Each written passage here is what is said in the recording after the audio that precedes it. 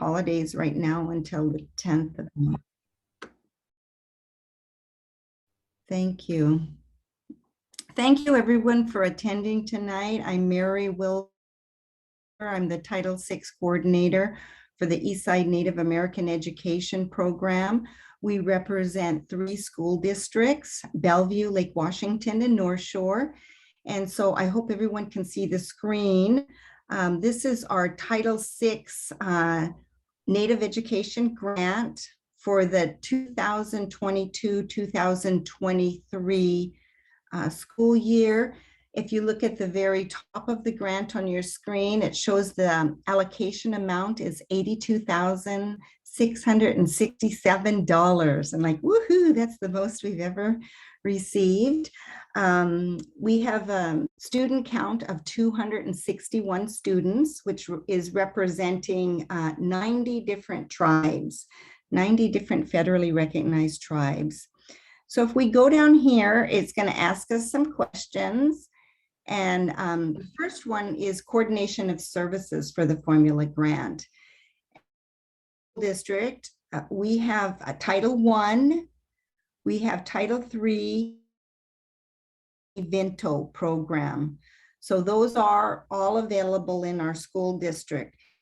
The other ones that you see on there, they're not available in our school district. And so then in column B, it shows that we have coordination and collaboration with those title programs and Title VI. And so we're lucky in the 3 school districts that I work with title programs. And so in Title I, we do have collaboration, Title III, and the McKinney-Vento.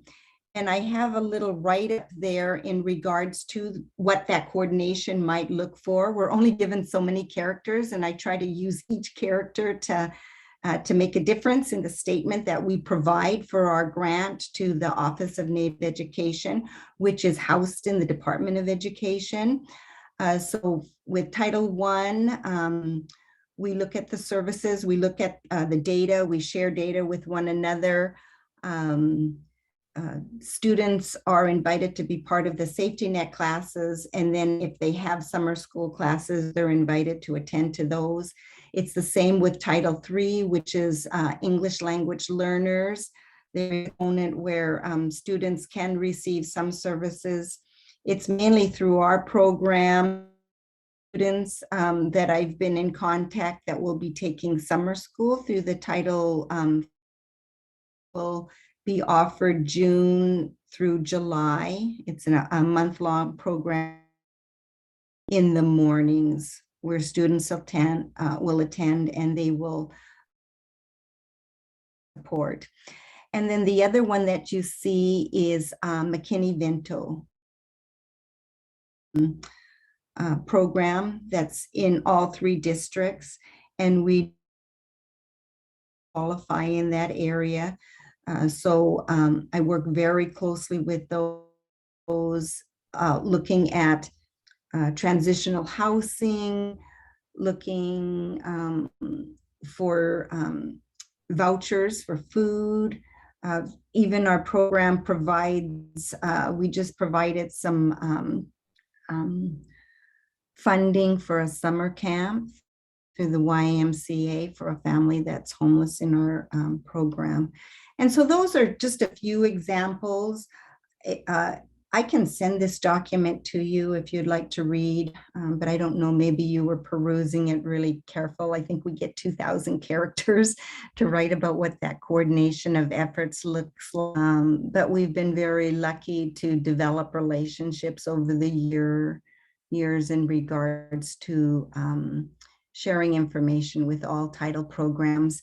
And because we receive over $40,000 for our Title VI funding, it's required that our title programs have consultation with our local tribes.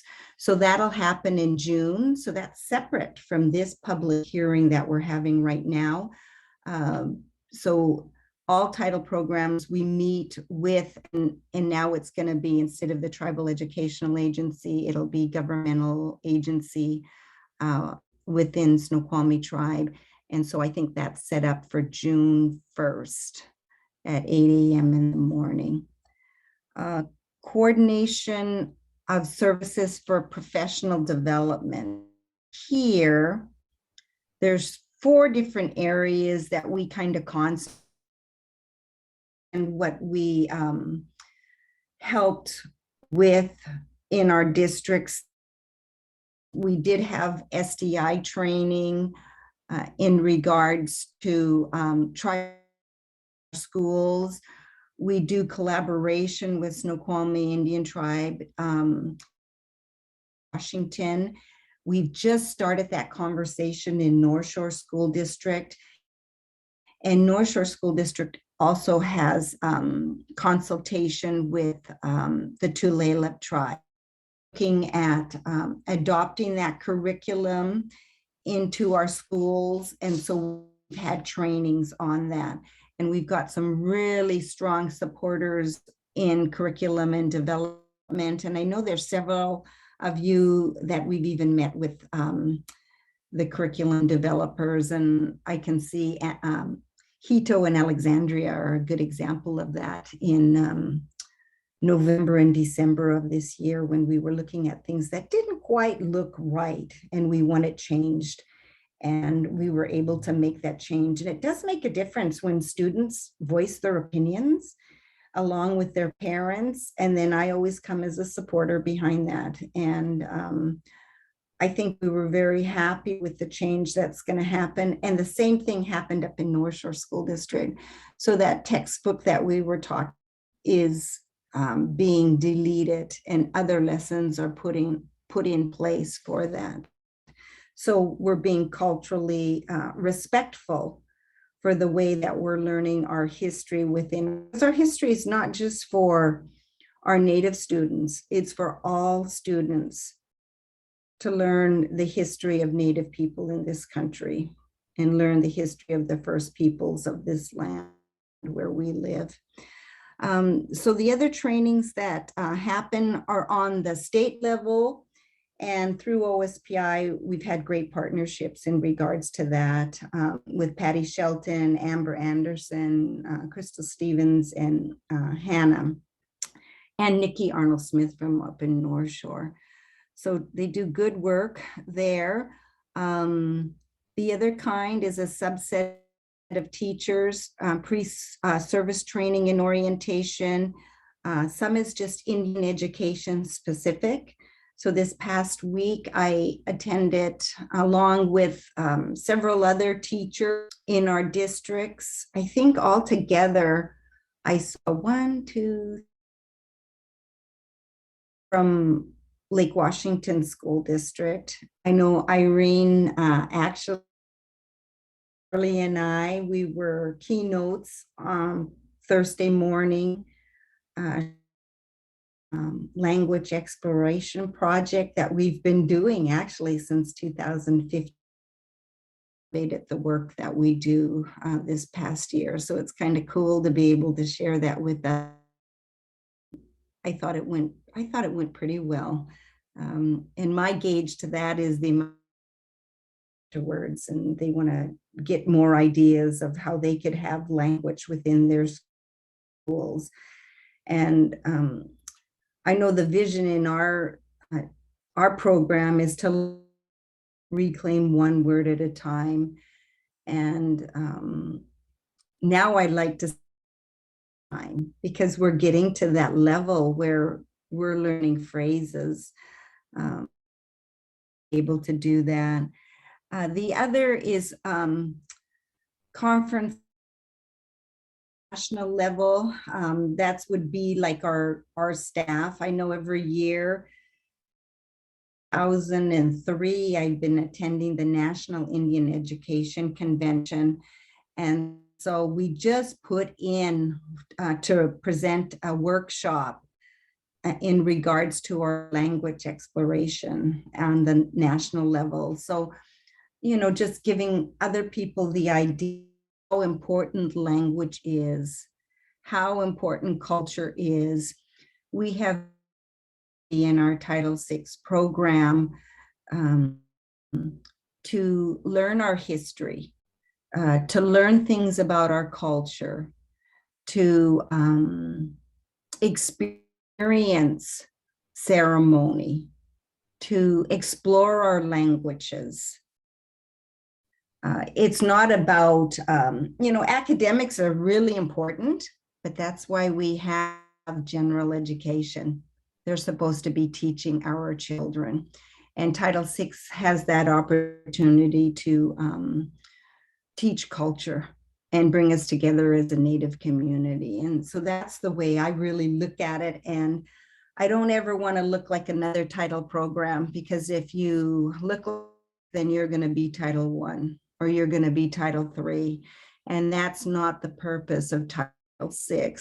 So I always want to be a strong supporter of our culture and the ways that we do things, because it's an entitlement for us.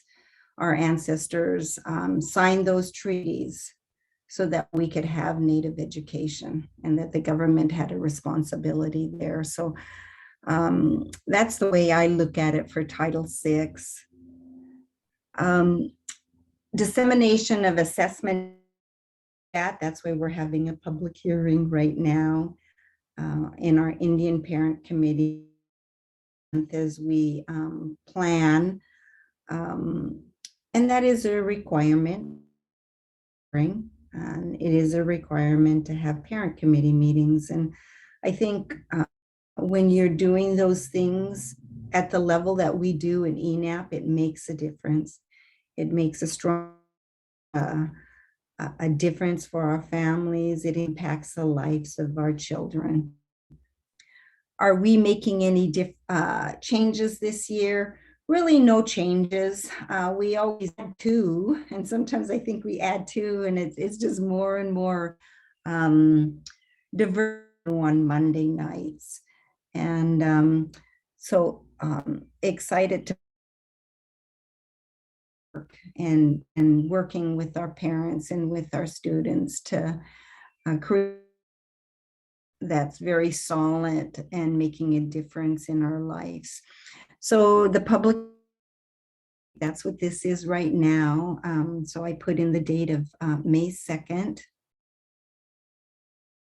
And then it asks about our meaningful collaboration with tribes. And so about the work that we do with the Snoqualmie Indian tribe, the collaboration that happens, the data that we share. Jared Day was very, I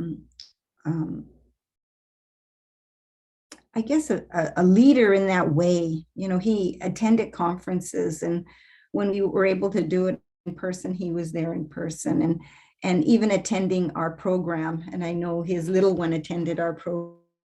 McKenna Dorman, she is going to be wonderful to work with in the tribe. Very closely together over the last many years in collaboration. And McKenna has been instrumental in providing curriculum for our districts. Being that very, it's been slow, but it's been very thoughtful in the direction that we are adopting that curriculum. And so we see it in our classrooms now.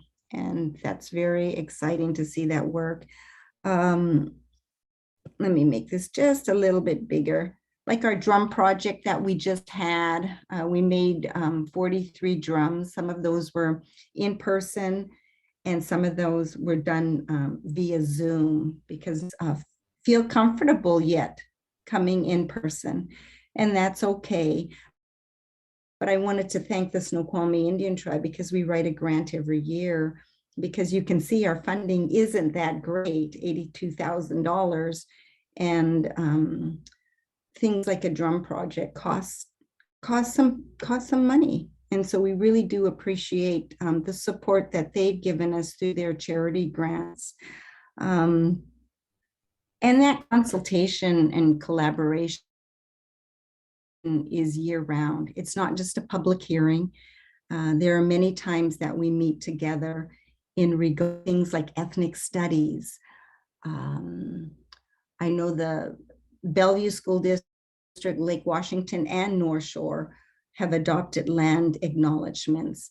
And Lake Washington School Board in March, created a land acknowledgement, and they reached out to the tribe and got the tribe's approval. And those kind of things, that kind of collaboration and consultation, to me, that's what it means when it says meaningful. There's action with the words that they're what the district is doing. And that's what I always say, like, don't do a land acknowledgement if you're not going to have some action behind it. So moving on, the next part is our objectives. And so it's a pull down menu. So you'll see right here, they give a maximum of 8 objectives. And in the past, they'd really only want one or two. We have 4 objectives that we're going to look at. Some of these objectives actually flow into one another. See, increased knowledge of cultural identity and awareness. And that's some of in our Title VI program. And I think that has really been evident by things in the direction that we go, and especially around language. I remember 2 of the families said, we want more language. And so I thought, and so I met with those parents and we started developing, we could do something week. And this year, I've just seen that come to be. Exciting to hear our children and to hear our families, their family nests, come up with these words and share them. And we garden the other week. It was really interesting to see everyone to share, as we talked about the Three Sisters gardens and beans or squash in our languages, but we had things like the sun and soy. Everyone was able to participate at some level. So cultural enrichment, culturally responsive, teaching, counseling, professional development, literacy, usually using culturally based materials. Those are all the way we provide those services with the activities that we do. Another one is to increase our graduation rate. And when we're increasing our graduation rate, it ties right into attendance and dropout. And I can't see one without the other, when you're looking at helping students attain that success while they're in high school. Twice a month, and we're doing it virtually, but giving academic supports, to students, college preparation, providing college scholarships and having colleges come visit, knowing where our seniors want to go. And actually this year we have 7 graduating seniors, and they're really good to go, and they know what they want, and all of their dreams that they have come true for them. And so that's exciting for me, as an auntie watching them, get ready to move on to the next steps in their life, and seeing them, some of them, they're going to California and Oregon and all over the place. And so graduation rate is something that is important to look at. But in doing that, right behind it, attendance and looking at our school. Then increase parent participation. Our parents know what they want for their children. They know the needs of their children. Grandparents the same way. And so it's always important to have parent involvement, when you're um, have a Title VI program, in your school districts, because they're going to lead the way. They know what's needed for their children. And so that will always be a goal. And it's always in cycles, because now we're getting a bunch of new young families. And I really appreciate the families that have been here for a while, because they help guide those younger parents, and it helps to elevate our parents that might just be coming into the program, what it means to be a parent, what to ask for, um, and not be afraid to participate because they see other parents doing that. And then I know our parents on the state level have also been involved in Share Our Voices, Hear Our Stories. And I really appreciated that, because then we're making a difference in Washington State, not just for our families here in our ENAP program, and making it a better place, a better educational experience for all of our children across our state. And then the last one, our goal is to increase our language instruction programs. It might look different than if we were in Yakima and their main language is Yakima, even though I was talking to the superintendent at Yakima, and they have 39 in their tribal school. And I was telling her, well, we have 90.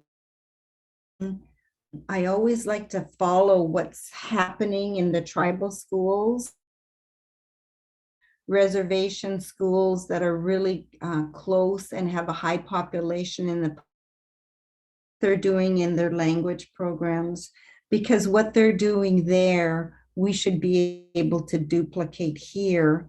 It might not be at the level of revitalization, but it is language exploration. And we are all entitled to our languages. And so it's been an amazing journey to watch our families participate in that level, because it does make a difference for our identity and our, I think, self-esteem, our ability to connect to who we are as Native people, that sense of pride that comes with that. And all of that creates a healthy young person or a healthy family. Our hopes are for our families. So, very beginning, our allocation amount was $82,600. And so I wanted to share the budget with you. So the personnel budget, you can see, and this year I thought I'm going to add a few people on here because we got a little bit more money. So I do look here, the category subtotals, and this is for personnel. You see administrative assistant 1. So Elaine Miles comes in and helps me with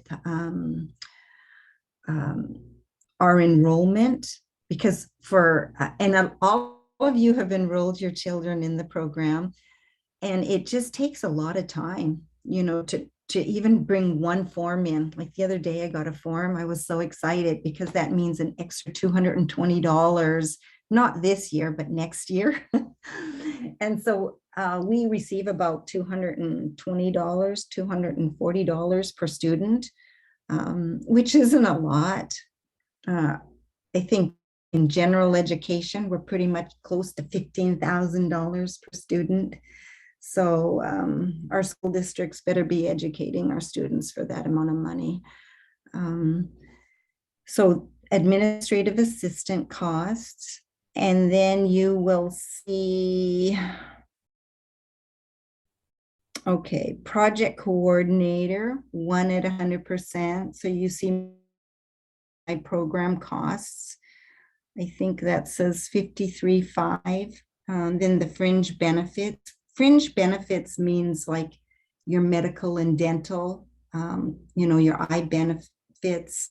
And they're probably around $13,000 a year. So 9,000 of that comes out of the grant, and then the district picks up the rest for me. Then to help us with our Lexia reading. And then I add, because I've never seen this category for tribal elders, but we have an elder. So I put in a little bit of cost for them because we meet monthly. I would like to give them stipends or a little bit of, gas prices are so, they come down and, to the resource center and in regards to our naming ceremony. So I added that this year. So travel budget,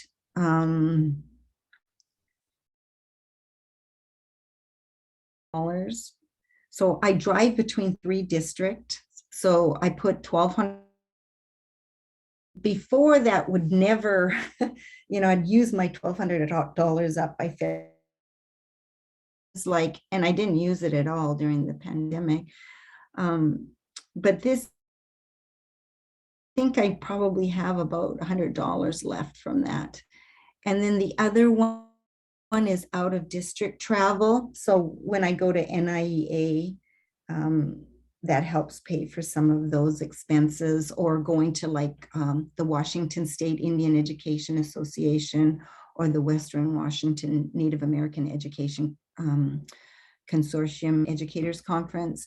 Those are professional development times where we go out and we see what's happening in other Title VI programs and other tribal programs, because then that helps build our program, gives us ideas, and to language conferences, some wonderful ideas. Equipment, my computer is provided by the district, so nothing for equipment. Supply budget, we have $7,007 that will go towards that, and that'll be books and some manuals that we're going to create. Contractual budget, that's for hiring people that would come in to help with doing workshops or presenters that we would have Native education program. Then other budget, there's no administrative costs. So up to 5% of their budget, and I'm so grateful that our districts don't take that kind of administrative cost. Indirect costs, there's nothing there. So if you look, we spent 100% of our $82,667. So yoo-hoo, excited about that. I'm excited that we got probably about 5 last year. So that's really going to be helpful in being able for our Title VI program. Then it's called a GEPA statement, and I actually I know what it means, but when you look at that word, or GEPA, it's General Education Provisions Act. And it's a statement that you send in that shows equitable access for anyone who, so we need to be able to provide a statement that shows that it's a requirement that, oh, that's our GEPA statement there. Thing that we have is our Indian Parent Committee approval form, and that's at the very beginning. So it's a form that Irene will for you to sign that, and then parents that were on there. And if your student was on with you, maybe Hito's there. I think Kat was on. So I'll put your names on there. Norman's name on there. She gave me permission to do that. Like I said, we met last Thursday, and then she will also be watching the recording of this. And then our authorized official is our superintendent. The lead LEA is Lake Washington School District, so it'll be Dr. John Holman that will sign this, and he will actually certify it. And I'm hoping that it'll be certified this week. The final day for certification is May the 12th. I just don't want to wait till the very last day to certify. Do we have any questions?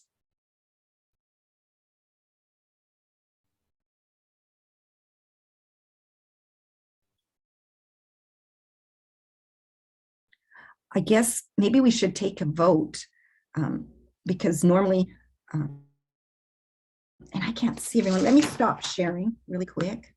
And let me go to the full screen gallery. And Arlie, we can probably stop recording.